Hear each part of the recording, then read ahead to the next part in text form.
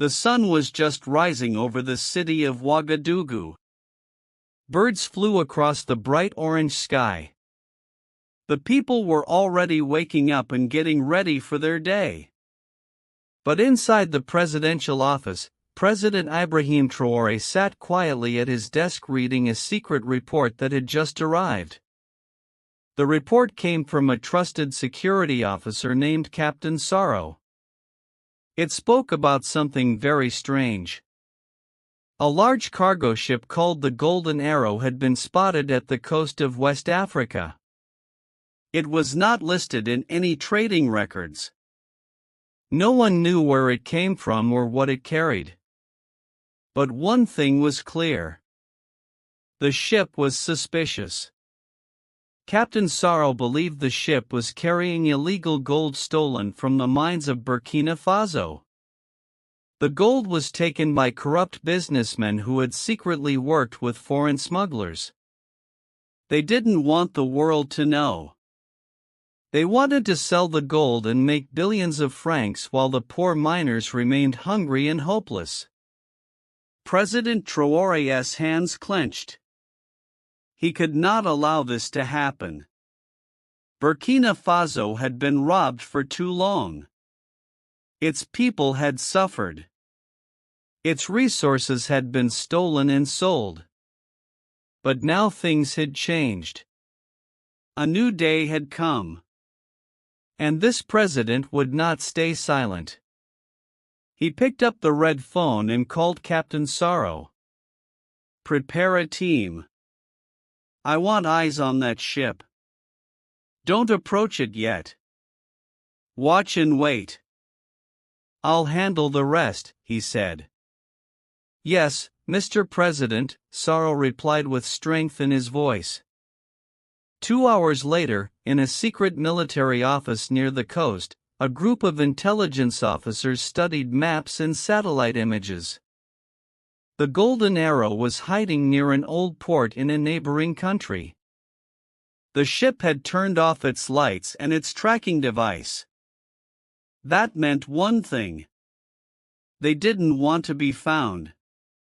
A young officer named Private Joseph raised his hand. "Sir, if I may speak," he said.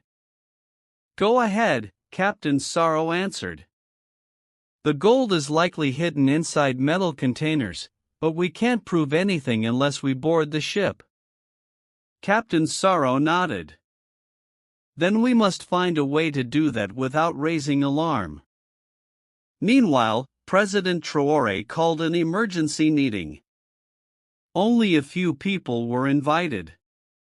His top generals, the head of customs, and a trusted journalist named Mariam.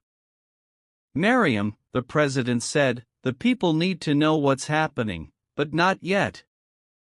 If we move too fast, the smugglers might run away." Mariam understood. She had always reported the truth.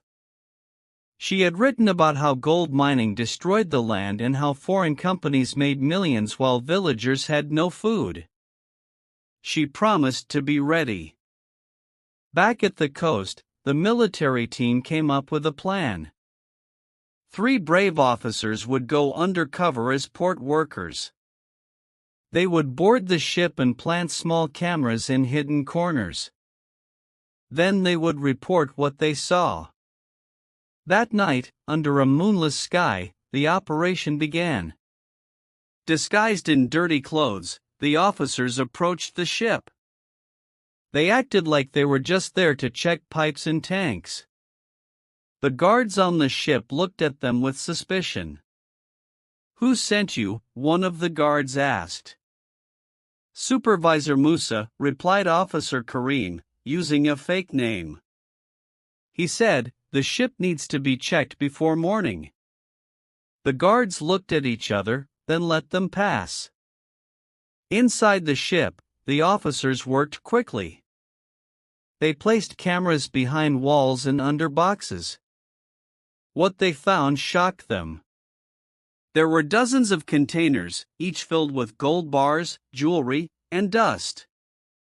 The gold was not marked. There were no legal documents. It was stolen. They took photos, filmed videos, and sent the evidence back to Captain Sorrow.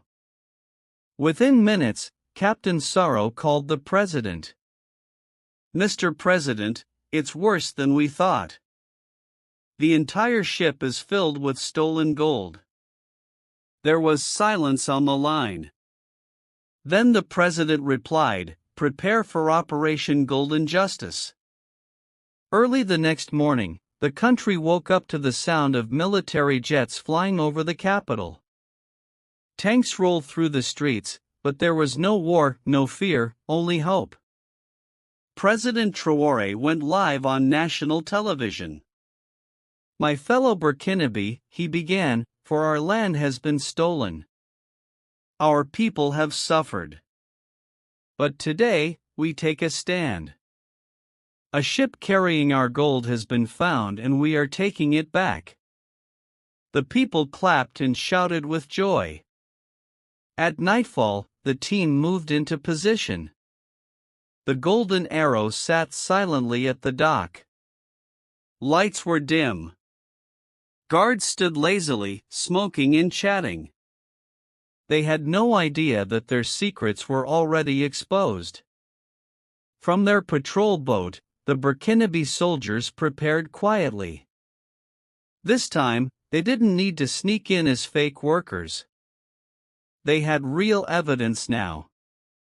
Their mission was not to spy. It was to seize the stolen gold and arrest everyone involved. Captain Sorrow gave the command. "Let's move in. No need to hide. We have the truth on our side." One by one, the officers climbed aboard with full authority. "Drop your weapons and stand down," an officer shouted. The smugglers looked confused. Some ran, others froze. Captain Sorrow held up a folder. "This is a legal warrant issued by the government of Burkina Faso. You are all under arrest for smuggling and theft." Back in Ouagadougou, the atmosphere was filled with celebration. Children danced in the streets. Women sang songs of victory. Even in the villages, people gathered under mango trees listening to the radio talking about how their president had taken back what belonged to them. But inside the presidential palace, President Ibrahim Traoré was not celebrating.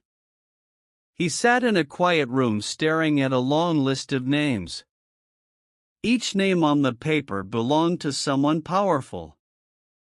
Businessmen, former ministers, foreign agents, and even officers in high places. They were all connected to the gold smuggling case. He sighed deeply.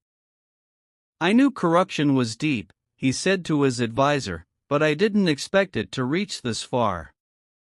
The advisor, a loyal man named Mr. Bao, leaned forward. "Sir, if we go after these people, it may shake the whole region.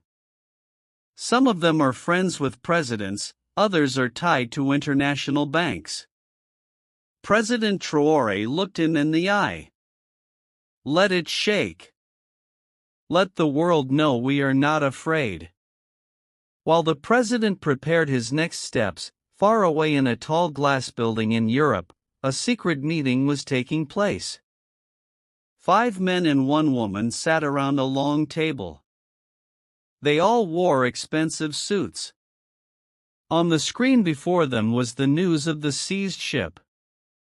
"We lost billions," said one man angrily. "This Traoré boy is making us look weak," said another. "He must be stopped." A woman with sharp eyes tapped her fingers on the table. "We don't need bullets. We need stories." "What do you mean?" someone asked. "We pay some journalists to say he's corrupt. We spread lies. We create panic in his country. People will turn against him." Another man added. and we stop all aid and trade. Let his country feel pressure. They all agreed. Their mission had begun to destroy President Ibrahim Traoré's image. Within days, fake news began to spread online. Is Traoré hiding the gold? Sources say the gold will never reach the people. Burkina Faso faces economic crisis after bold move. Mariam, the trusted journalist in Burkina Faso, was shocked when she saw the false headlines. "These are lies," she shouted in the newsroom. One of her colleagues looked nervous. "They're paying some of our friends to share these stories. Even some radio stations are accepting money." Mariam rushed to the presidential palace. "Mr. President," she said, "the world is turning the truth upside down. They are calling you a thief." President Traoré nodded. "I expected this, but we will not reply with noise. We will reply with action." The next day, he called for a national press conference. Every camera in the country pointed at him. People watched from phones, shops, and offices. He stood behind a wooden podium and began to speak. "They say I have stolen your gold. Yet I ask you, where would I hide it? In my shoes? In my pockets? The gold is not mine. It belongs to you, the people of Burkina Faso. They say we will go hungry because we chased away thieves. But tell me, did they ever feed you before? Did they ever build your roads, your hospitals? Today, I promise you this. The first school built from this gold will carry your name. The first hospital will open its doors to your children. And the first road will lead from our poorest village to our richest land." The people clapped and cheered. Some cried, others knelt in prayer. Even outside the country, many began to doubt the lies. Videos of the speech went viral. Traoré's words touched the hearts of many Africans who had seen their wealth stolen for too long. But the enemies didn't stop. They sent spies. They tried to bribe officials. They even offered money to someone close to the president. That person was Mr. Yakuba, the head of ports. He had served the country for 20 years. One night, he received a call from a foreign number.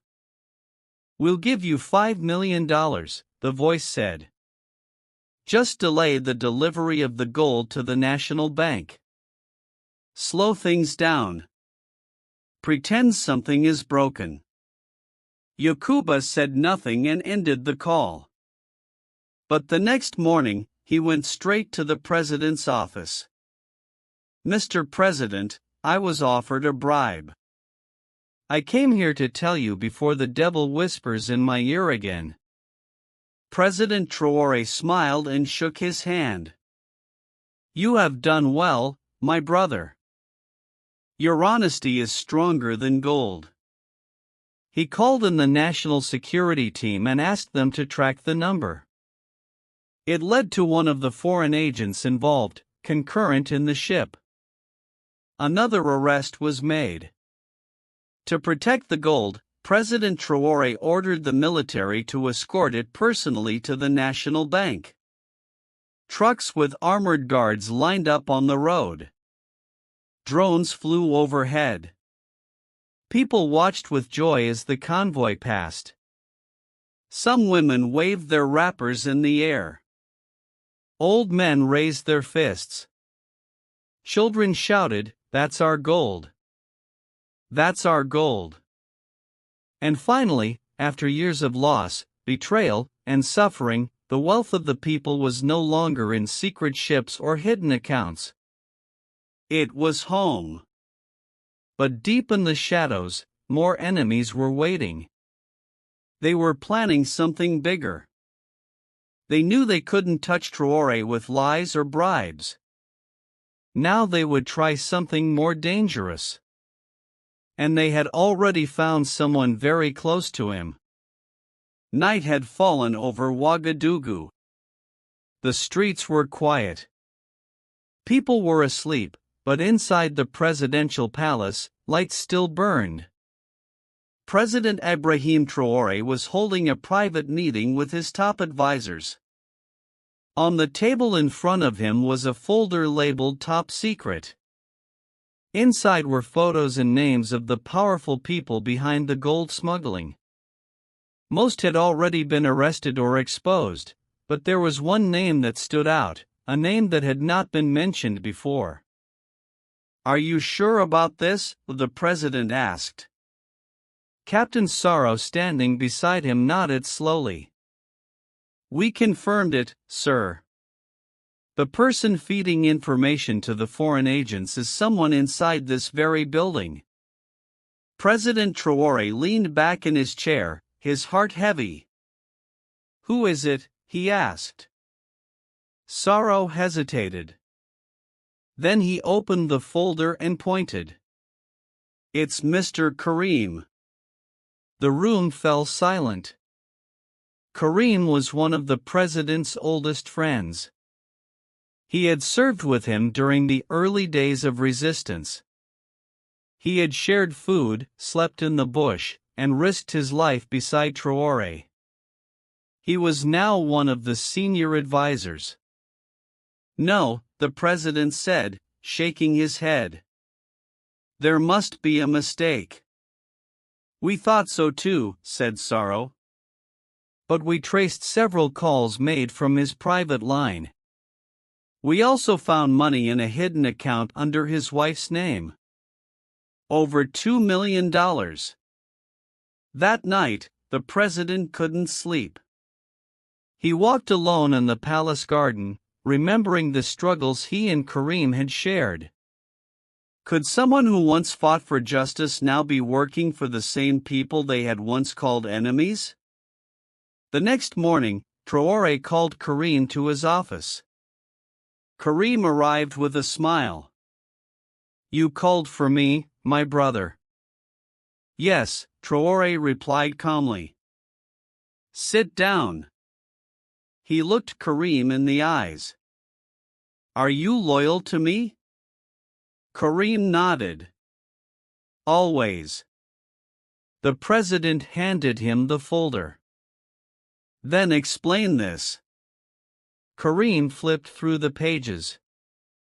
His hands trembled. He tried to smile. "This is a lie, Ibrahim. Someone is setting me up."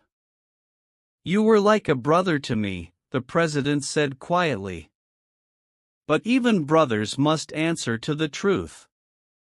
Security officers walked in and stood behind Karim. "I trusted you," Traoré said. "But now the people must judge you."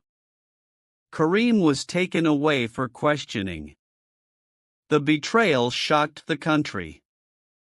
News spread quickly. President's advisor arrested for spying. Some people were angry, others were sad. "How can someone so close betray him?" one old woman asked on the radio. But President Traoré did not let the pain stop him. He knew the enemies were still watching, waiting for him to fall. Instead of hiding the truth, he faced it openly. He went on television that evening and spoke to the nation. "My people, today we learn that not all who sit with us stand for us. But this is not a defeat.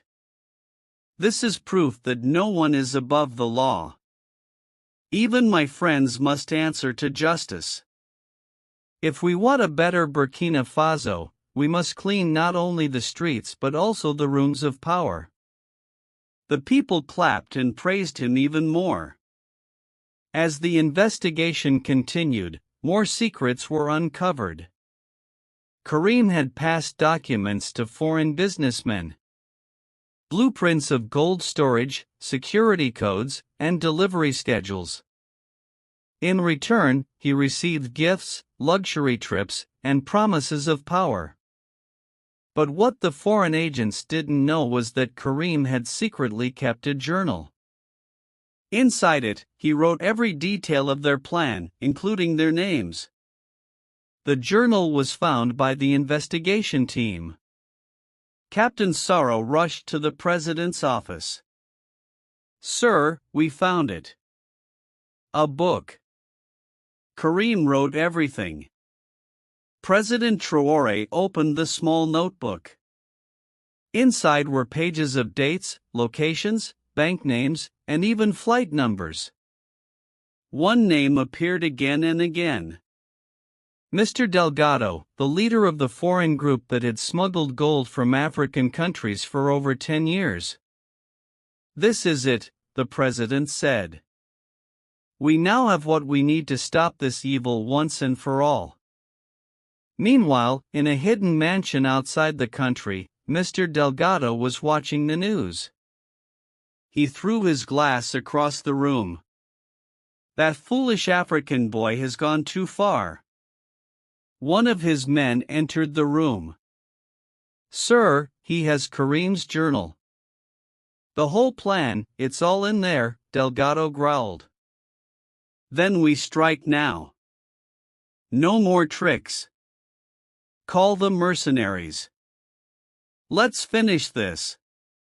"What should we do?" the man asked. "Take out the president." Back in Ouagadougou, President Traoré received another warning. An anonymous message was sent to the National Security Office. It read, "They are planning to unalive you. Be careful." The president was calm but cautious. He called an emergency security meeting. "We must protect the people's dream," he said. "If I fall, let the dream live." Captain Sorrow stood up. "Sir, we will not let anything happen to you, but we need to act fast." The next morning, a convoy of trucks carried the recovered gold to a new secret location. Extra guards, trained dogs, and hidden drones followed every step. The president changed his route daily and never announced his movements in advance. His office was swept for listening devices. Security was doubled at the palace, but the mercenaries were already in the city, and they had a plan. They would strike during the president's public speech at Independence Square in 3 days' time. They had weapons. They had uniforms, and they had someone on the inside still unknown. Independence Square in Ouagadougou was filled with people. Men, women, and children came from all parts of the country. Some waved small flags. Others held pictures of President Ibrahim Traoré. They were there to celebrate the return of their gold and the promise of a new beginning. Colorful banners were everywhere. Music played loudly. Dancers performed in the center of the crowd. On a large stage, a podium waited for the president. He was expected to speak at noon. But hidden among the crowd were 5 dangerous men, mercenaries sent by Mr. Delgado. They wore stolen military uniforms and carried weapons in black bags.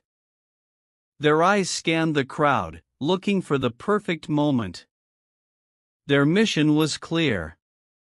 Take out the president before he speaks. At the same time, in a secure room not far from the square, Captain Sorrow and his team monitored everything. Drones flew over the area. Security officers moved through the crowd, pretending to be ordinary citizens. One young officer, Private Amadou, noticed something strange. A man in uniform was standing still, not speaking to anyone, and looking around too much. Amadou stepped closer and saw him pressing something in his ear, a communication device. Amadou quickly whispered into his wristwatch. We have a situation. Possible mercenary. Section C. In seconds, 4 undercover agents surrounded the man and grabbed his bag. Inside were a rifle and a map of the square with red marks. They arrested him quietly without panic. Saro received the update. 1 down, 4 more to go. Meanwhile, President Traoré was inside his armored car just 5 minutes away. His phone rang. It was Captain Saro. Sir, we've just stopped one of the attackers. We believe more are hidden in the crowd. I advise we delay the speech. But the president was calm. No, Saro. If I hide today, the enemies will think they have one. Increase security, but I must speak to the people. Understood, sir. The car continued moving. Back at the square, security teams worked fast. With help from drone footage and hidden cameras, they spotted 2 more mercenaries moving toward the stage. They were arrested before they got close. Then another officer saw one of the attackers climbing the rooftop of a nearby building. He had a sniper rifle. The officer radioed for help, and in minutes, the sniper was taken down and captured. 4 out of 5 were now in custody, but the last one was missing. At exactly 12 o'clock noon, President Traoré stepped onto the stage. The crowd cheered loudly. Some chanted his name. Others shouted, "Africa for Africans." The president raised his hand, smiled, and began to speak. My people, today we celebrate not just gold, but the power of truth. We are rich not only in resources, but in courage. You stood by me. You believed. And now the world knows we will not be robbed anymore. The crowd roared. Our gold is back. Our pride is back, and this is just the beginning. Suddenly, a loud sound was heard. The final mercenary had disguised himself as a cameraman. He pulled out a small pistol and aimed at the stage. But before he could shoot, Mariam, the journalist, spotted him and screamed, "Gun!" President Traoré's guards acted fast. They pushed him to the ground as 2 officers jumped on the attacker and pinned him down. The crowd panicked for a moment, but the threat was quickly controlled. The president stood up, brushed the dust off his suit, and walked back to the microphone. Even now, they try to silence us, but we are not afraid. This land belongs to us. This gold belongs to us, and our future belongs to no one but the people of Burkina Faso. The crowd screamed with joy. Women danced, men cried, some knelt, and thanked God. Later that evening, all 5 mercenaries were shown to the world. The president announced that Mr. Delgado had been tracked and was now under international arrest. Every person involved in the gold smuggling, corruption, and UNA living plans was captured. Justice had won. 1 week later, the first gold-funded project was launched. A big hospital in a poor village. The second was a school for girls in a remote town. More roads were planned. Clean water stations were built. Food programs were expanded. The people saw change with their own eyes. They said, "This is not just a president. He is a true son of the soil." In his final national speech for the year, President Traoré stood before the flag of Burkina Faso and said, "I will never lower my guard again. Not for gold, not for fame, not for comfort. The enemies may return, but so will we, stronger, wiser, and more united than ever. He paused. Let this be a lesson to the world. Africa is awake. The people cheered across the country. From the deserts to the forests, from cities to villages, the message was clear. Burkina Faso was no longer sleeping. The lion had risen. In peace, justice, and pride had come home to stay. Tune in to Black Struggles for more stories of resilience and triumph.